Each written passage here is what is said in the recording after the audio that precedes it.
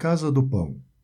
A primeira leitura será no livro de Ruth, capítulo 1, versos 1 a 3. E sucedeu que, nos dias em que os juízes julgavam, houve uma fome na terra, pelo que um homem de Belém de Judá saiu a peregrinar nos campos de Moabe, ele, sua mulher e seus 2 filhos.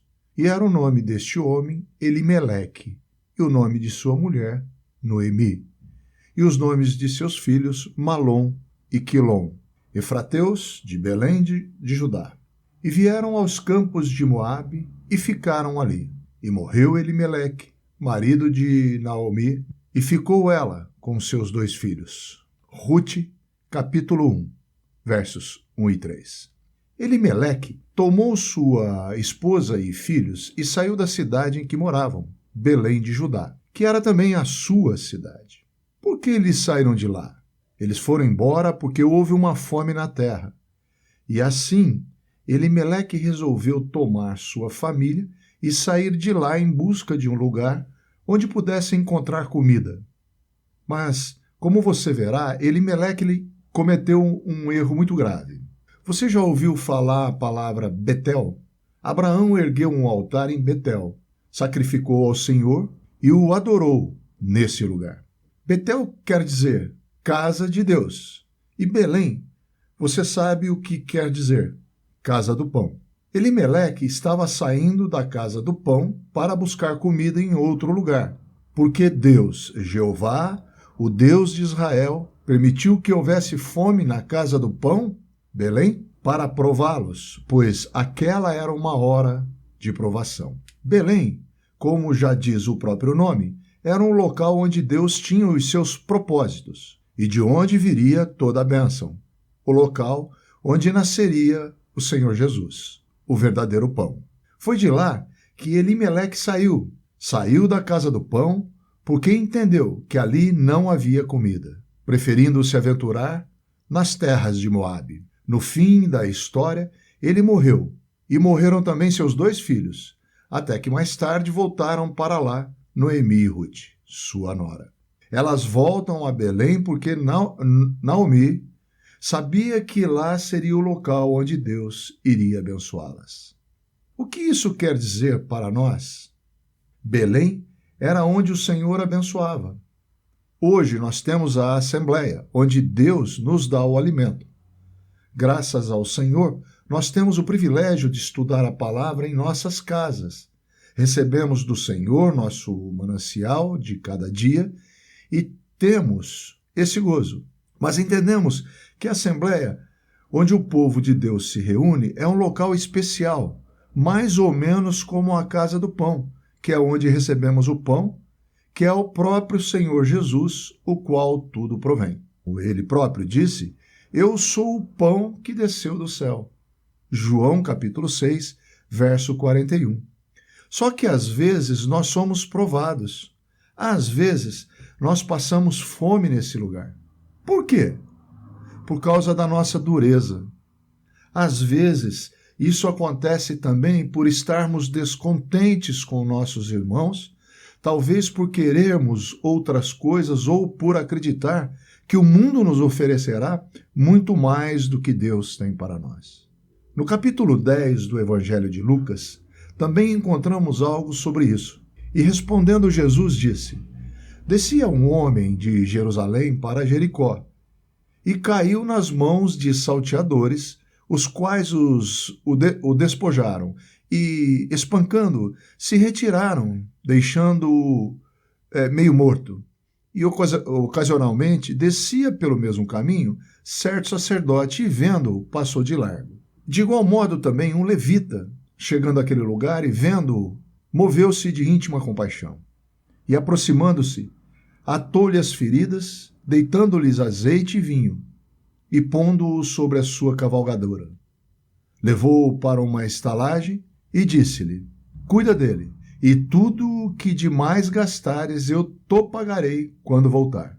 Qual, pois, desses 3 te parece que foi o próximo daquele que caiu nas mãos dos salteadores? E ele disse: "O que usou de misericórdia para com ele." Disse, pois, Jesus: "Vai e faze da mesma maneira." Lucas capítulo 10, verso 30 a 37. Esse homem saiu de Jerusalém, local onde Deus havia escolhido para o seu nome habitar. Esse homem estava lá, tinha o lugar de adoração, tinha tudo para ele, pois lá era a casa de Deus. Mas ele saiu para ir para Jericó. Se você conhece a história de Jericó, sabe que esse foi um lugar de maldição.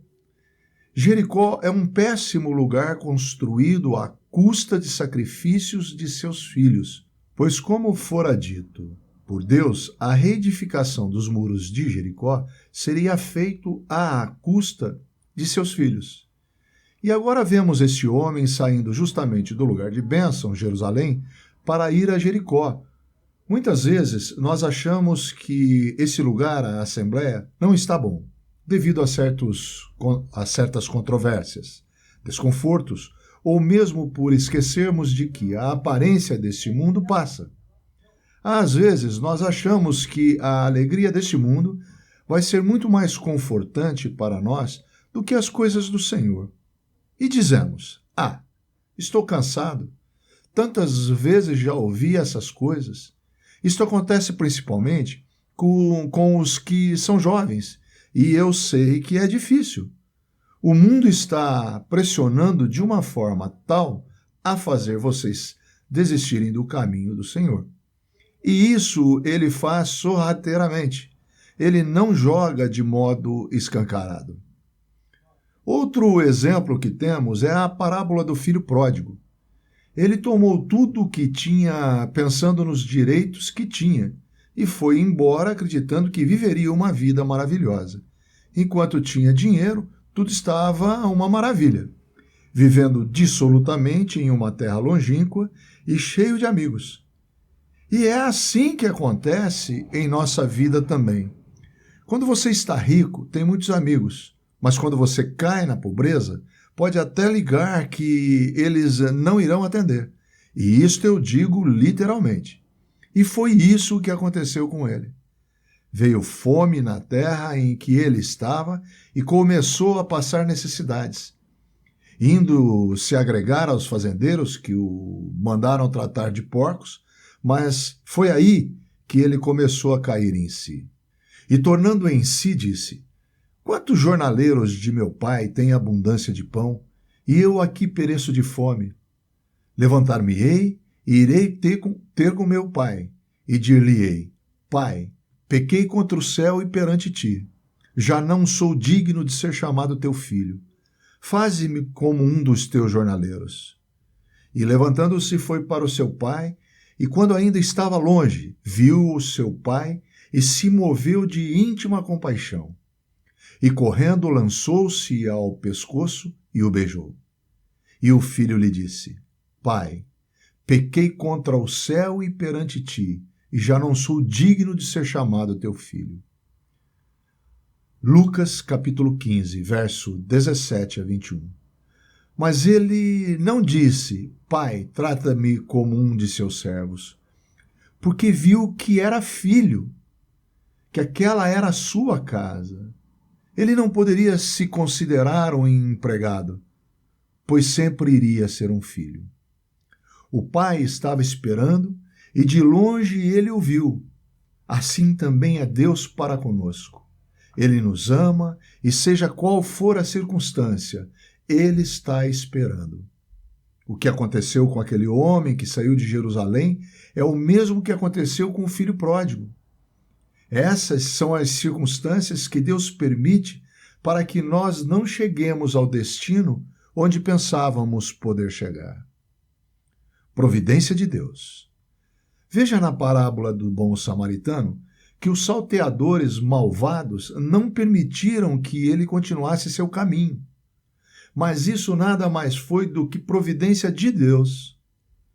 Apesar de tudo, foi provisão do Senhor para que ele não chegasse onde pretendia chegar. O mesmo aconteceu na história de Jonas. Portanto, tudo isso é a misericórdia de Deus cruzando o nosso caminho para que não façamos aquilo que é do nosso querer. Isso é a providência e misericórdia de Deus. pois nós muitas vezes saímos de um lugar de bênção, como a casa do pão, para irmos buscar comida onde? Se na casa do pão não tem pão, onde poderia ter? Se o Senhor não está sendo suficiente para mim, o que seria suficiente então? Vemos o Senhor intervindo por meio do samaritano para salvar aquele homem. E esta é uma figura do Senhor. O levita ouviu e passou para o outro lado, o mesmo fazendo o sacerdote. Quem seriam o levita e o sacerdote para nós? A religião misturada com obras. E estamos cansados de saber que esses dois elementos não irão nos ajudar. Agora, o samaritano, homem desprezado pelos judeus, foi e tratou das feridas daquele homem. Esse é o Senhor. Ele vai atrás, ele cura, ele cuida, ele faz tudo por nós. Portanto, na hora em que vier a fome, não desanime.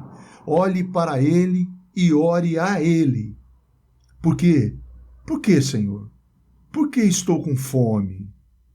Eu sei que o problema será ou sempre será meu.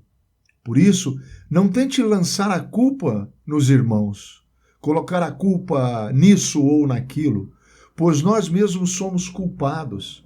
Aquele jovem de Lucas 15, o filho gastador, que é o significado de pródigo, disse: Eu pequei contra o céu e perante ti.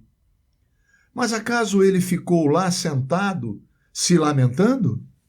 Não, ele se levantou e voltou ao lugar de onde tinha saído. E foi o que também aconteceu com esse homem que o samaritano ajudou. Foi o que aconteceu com Noemi, embora ela tenha perdido seu marido e seus filhos. E foi também o que aconteceu com Jonas. Não existe bênção fora de Cristo. Muitas vezes nos enganamos com a ideia de que podemos ter algo fora de Cristo. Deus está dando um testemunho de que não há nada fora de Cristo. Ele sempre vai trabalhar para mover os nossos corações para entendermos isso, e Ele é capaz de fazê-lo. Muitas vezes vemos isso acontecer também acerca do próprio Evangelho, quando pensamos: nem vou falar nada para essa pessoa porque ela não vai acreditar. Mas não deveria ser assim, pois aqueles que muitas vezes são escarnecedores são assim justamente porque não têm paz. Teve uma ocasião em que um irmão estava distribuindo folhetos e abordou uma pessoa que rasgou o folheto evangelístico que recebeu e jogou os pedaços na cabeça do que o evangelizava. Depois enfiou a mão no bolso e foi embora. Mais tarde, essa pessoa foi atrás daquele que lhe havia dado o folheto e, desesperada, pediu o outro: Desculpe-me, mas o que foi que Jesus disse? Quando enfiou a mão no bolso, um pedaço do folheto ficou grudado em sua mão e continha apenas a frase: E Jesus disse. Aguçando sua curiosidade. A partir desse acontecimento, o irmão pregou o evangelho a ele. Veja que não há limites para a misericórdia do Senhor alcançar uma pessoa. Então, quando chegar a aprovação, nós não deveríamos tentar preencher nossas vidas com algo que só Deus pode preencher. Estamos cansados de saber que o Senhor é sempre o suficiente para nós e que aquele vazio que nós sentimos, somente Cristo pode preencher e nada mais. Que essas poucas palavras sirvam de ânimo, porque o caminho muitas vezes fica duro. Às vezes vem a prova, vem a fome. Mas não podemos nos esquecer de que o Senhor está sempre ao nosso lado a cada dia. Quando você se levantar de manhã, lembre-se de que o Senhor está do seu lado, onde quer que vá. Aí também temos duas outras questões. Primeiramente, veja aonde você vai levar o Senhor e depois se lembre de que você pode falar com Ele. Esse bendito Salvador, que nos amou tanto, está do nosso lado. Portanto, fale com Ele, que ele irá responder.